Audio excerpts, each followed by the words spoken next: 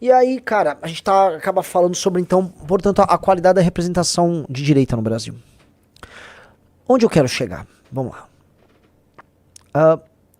O eleitor de esquerda, sindicalista, esquerdista, urbano, ele é uma parte importante, mas definitivamente não é a parte majoritária dos votos do Lula. Mas ele existe. E é um eleitor doutrinário à esquerda. Ele é um eleitor, faz parte de uma classe média, mais ou menos lida, que doutrinariamente vai para a esquerda. Existe o eleitor da compra de voto, do assistencialismo, existe. Ele é a maior parte dos eleitores do Lula. E aí existe o antipetista. O problema do antipetista é que, como não foi criado nada ali, a gente está agora nesse processo de criação. Como nada foi criado, ele meio que vai criando espontaneamente as coisas. E não está dando muito certo.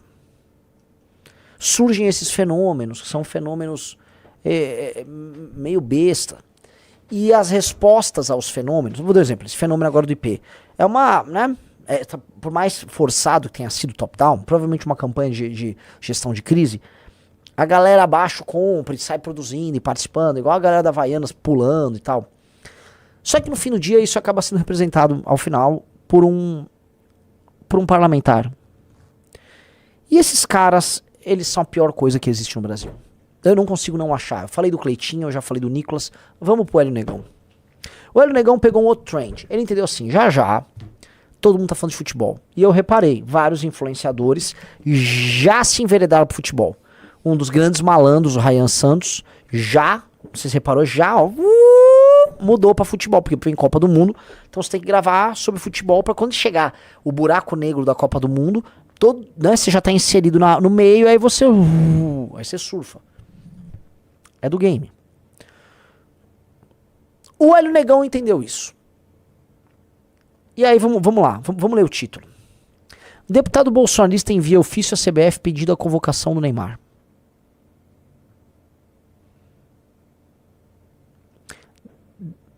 Hélio Lopes enviou um pedido oficial à Confederação Brasileira de Futebol para que o atacante do Santos integre o grupo de 26 jogadores convocados para a Copa do Mundo. O deputado Hélio Lopes enviou um ofício à CBF para pedir a convocação do Neymar.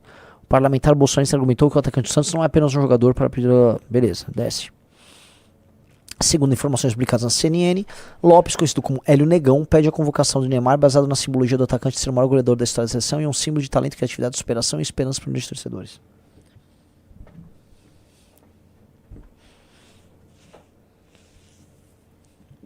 Vocês entendem por que a gente montou um partido e assim, por que nós precisamos chegar ao poder desesperadamente?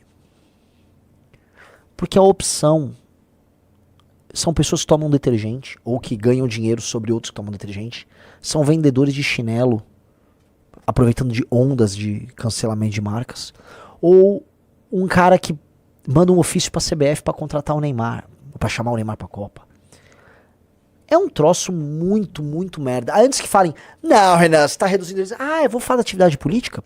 Vamos falar da votação da direita no PL da misoginia? Vamos? Vamos falar da votação da direita e o que eles estão preparando de argumento no caso da 6x1? Que eu vi o argumento do Nicolas, né? Que é assim, ó. Não. É pra votar na 6x1? Então vamos votar, mas aí o governo vai ter que botar uma grana pra compensar o empresário. Como é que é? Então vocês vão votar... Não é sobre...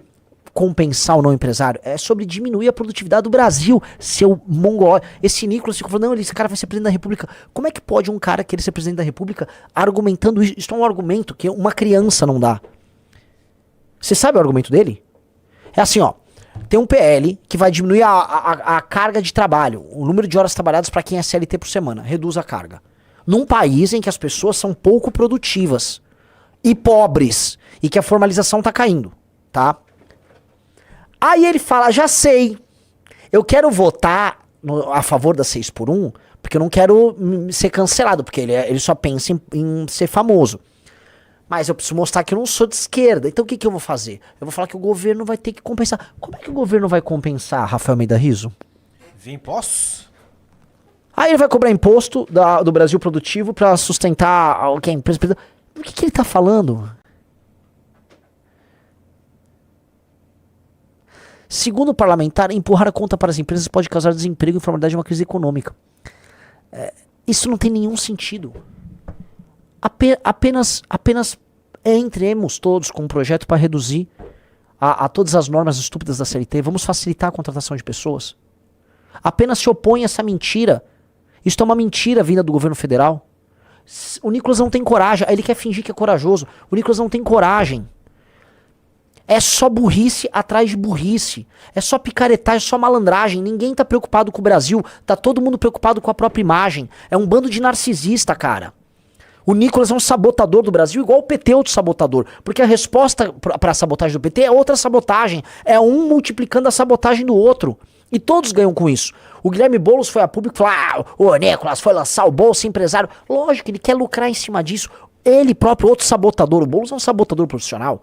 O governo tá sabotando a economia brasileira. A direita não tem coragem de enfrentar, aí participa da sabotagem. Isto é muito tosco. Aí pega a discussão sobre dosimetria. O Flávio Bolsonaro, não é nem minha opinião, o Flávio Bolsonaro veio a público no último domingo, ou foi no sábado, numa coletiva, falar que realmente o Xandão quebrou o acordo. Ele confessa. Cara, ele confessa. Uma coisa é eu dar uma opinião, outra coisa ele confessa. É descarado nesse nível. Ou seja, enterrar a CPI do Banco Master e não teve dosimetria. O Brasil precisava da CPI do Banco Master. Mas a CPI do Banco Master pega todos os amigos do Flávio. E talvez pegue o Flávio. Porque boa parte do escândalo Master aconteceu no governo do pai dele. Governo corrupto do pai dele. Aí, esse sujeito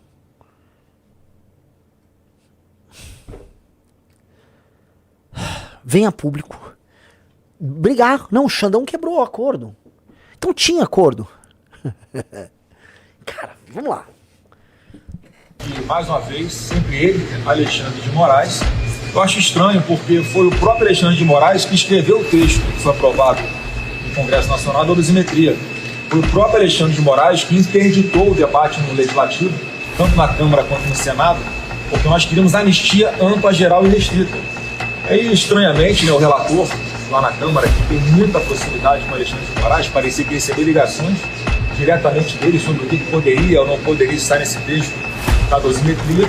Portanto, feito, segundo o próprio relator Paulinho da Força, dizia que o texto que nós aprovamos na Câmara dos Deputados e no Senado foi um texto autorizado pelo Alexandre de Moraes, e agora, muito estranhamente, ele vai dar essa canetada, não sei detalhes, estou sabendo agora mas qual foi o fundamento, não sei.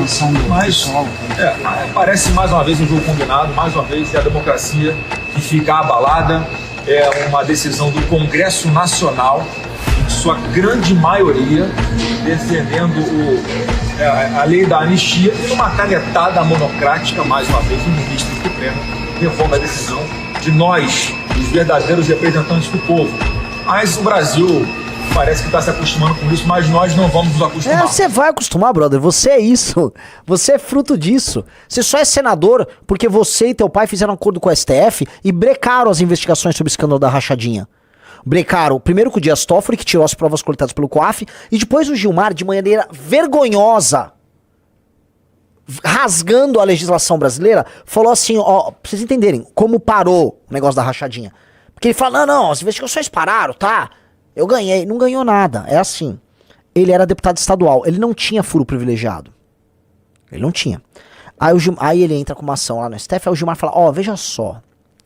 Como há uma continuidade no mandato de deputado estadual pro Senado, e o Senado tem foro privilegiado, eu vou tratar como uma continuidade, como se o foro privilegiado que ele tem agora valesse o período que ele era deputado estadual. O Gilmar inventou isso. Com base nisso, o caso da rachadinha sai da Justiça Estadual e do Ministério Público e vai pra ele. Capite? E pronto, e nada aconteceu.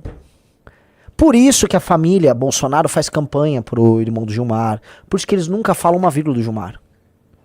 O Flávio só está solto por causa do Toffoli e do Gilmar Mendes. Isto é óbvio. Aí vem falar que tá revoltado. Ele mesmo anuncia que houve um acordo com o Xandão e que o Xandão descumpriu o acordo com ele.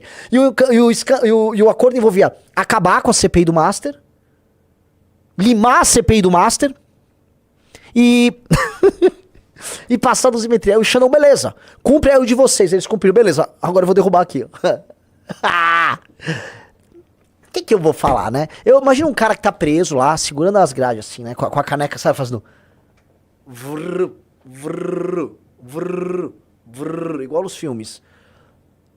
Ah, então teve um acordo com o Xandão, agora o Xandão passou a mão na bunda deles de novo. Sim, passou. E aí, esse cara quer ser presidente.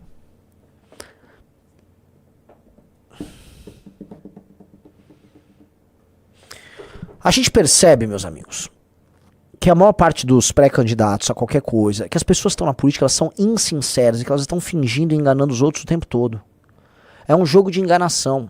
É por isso que o Marçal tinha estourado tanto em 2024. Porque se o jogo é só de enganação, vamos todo mundo enganar muito. O problema da enganação, ela funciona. Só que chega períodos em que ela começa a cansar. E não é nem que as pessoas se rebelam contra o enganador. Elas só se cansam. É o caso dessa eleição. De longe, dentre todas, entre 14, 18 e 22, é a eleição mais cansada de todas. Não sei se o Riso percebe, se ele concorda. Sim. 14, o bicho tá pegando na eleição. 18, então, teve até facada. 22 foi uma guerra. 26, o eleitor tá cansado. Por quê? Porque ele é muito enganado. Ele é muito enganado. E assim, é um eleitor que acreditou que o Lula ia fazer ele comer mais e consumir mais, é o lance da picanha aí que não aconteceu. E o outro eleitor que tá acreditando nas 72 horas até agora. Eles estão cansados. Por isso que nós estamos vindo com uma proposta assim, cara, vamos mudar, vamos reformar tudo. Não tem nada a ver, essa briga desses dois idiotas já era. Isso é o passado. Vamos apontar pro futuro?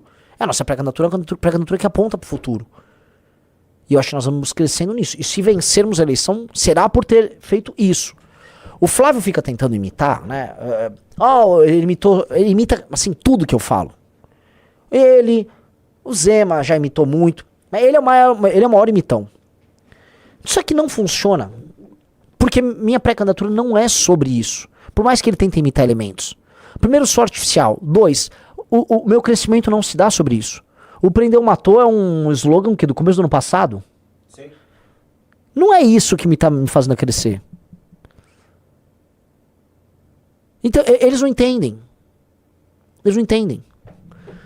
E aí a gente volta pra aquela coisa do cara lá do IP, né? E das Havaianas. Ele sabe que o eleitor dele não exige nada dele. Nada. Não tá exigindo nada. Então ele não entrega nada. Ele falou que não tem proposta, não vai fazer proposta, vota com o governo em tudo que ele considera polêmico. Ou seja, ele é pior do que um tucano. Os tucanos eram mais corajosos do que esse cara. O cara conseguiu, assim, o feito de fazer, sei lá, o José Serra parecer ter mais bolas do que ele, sabe? Isso é um feito, o cara é um prodígio. O cara conseguiu um feito miraculoso. Os tucanos parecem mais dignos, né, mais bem posicionados do que esses caras. E ele entende, ao fim, que meu eleitor é isso, cara. Meu eleitor vai tomar detergente, cara. Meu eleitor vai se preocupar assim, tem um cara, tem um vídeo constrangedor que ele faz um facão de Havaianas. E aí ele fica com escrito Bolsonaro. Aí ele fica com o facão cortando uma... Cara, para. Meu senhor, se acalme. O que fizeram com a geração dos nossos pais e avós? O que fizeram com eles? O que a internet fez? O que esses influenciadores fizeram? Eu converso com elementos da direita americana, elementos jovens da direita americana, eles falam, cara, a gente não consegue se livrar da ditadura boomer. É uma ditadura boomer. Porque talvez a política pra gente é feita nessa categoria direita e esquerda, como ela é, muito por conta da ditadura boomer, que traz essa dicotomia lá dos anos 60. E aí esses critérios, essas categorias políticas, né, da forma como elas se dão, elas moldaram a forma deles e das gerações seguintes de pensar. Percebe-se que a geração Z tá querendo fugir disso. Tanto nos Estados Unidos, quanto aqui. Nós somos símbolo disso. Cara, dá pra fazer algo diferente. Acho que o maior símbolo de alguém que está fazendo algo diferente, que não tá preocupado com essas amarras, é Nayib Armando Bukele Ortiz. O Nayib Bukele, quando ele foi prefeito de São Salvador, quando ele concorreu a primeira vez para presidente, não foi sendo um candidato de direita. O Nayib Bukele é algo novo. Ele transcende. Ele é o primeiro a fazer essa... Talvez no Japão aconteça algo similar. Agora, em última instância, os regimes que vêm funcionando no mundo, são os regimes asiáticos, Eles também transcendem, não sei se Rafael Mendes concorda. Singapura transcende, Coreia transcende, China transcende. Transcende essa barreira, tipo, quando a China mata ladrão, pune assim, com prendeu, matou. China é prendeu, matou. Sim. A China é de direita ou esquerda? Quando a China, ela é pró-business, ela é de direita ou esquerda? Quando a China, vamos ser claro, é responsável nos gastos públicos, ela é de direita ou esquerda? Quando a China é soberanista, ela é de direita ou esquerda? Quando a China tem política de metas para os administradores das suas províncias, ela é de direita ou esquerda? Eu não sei e não preciso saber, eu só sei que funciona. Entendeu? Singapura, mesma coisa. El Salvador, o Bukele, como é que o Bukele foi na pandemia? Ele foi um libertário na pandemia, Riso? Ele fez um lockdown super restrito. Ah, então ele é um comunista da pandemia, da fraudemia? O Bukele recebeu dinheiro chinês para fazer uma super biblioteca. Ele é comunista. O Bukele equipou com super tecnologia o sistema de saúde estatal e centralizado dele, o SUS dele. Isso é de esquerda ou de direita? Vocês estão entendendo? O Bukele não tá nessas categorias? Eu não tô nessas categorias. Não quero estar e o projeto nosso não pode estar. Essas categorias dessa briga de retardado mental eu vou tomar IP aqui, tá? Aí o outro, eu sou uma trans! Ai, a poesia do cu! Eu não quero ter nada a ver com esses caras. Fala, meus queridos, aqui quem fala é o Alan do canal Inevitável Cortes, e no meu segundo mês postando cortes aqui no YouTube de figuras do Partido Missão e do MBL, eu faturei cerca de 25 mil reais, ou um pouquinho mais de 4 mil dólares. E se você tem interesse em estar criando seu próprio canal de cortes, eu preparei um treinamento 100% focado, mostrando o passo a passo para você estar conseguindo fazer seus cortes de figuras do Partido Missão e do MBL. Para acessar o treinamento é só clicar no primeiro link da descrição ou ler o QR Code que tá aparecendo aqui no meio da tela agora. E se você gostou desse vídeo, não se esqueça de deixar o like e se inscrever no canal. Te vejo no próximo vídeo.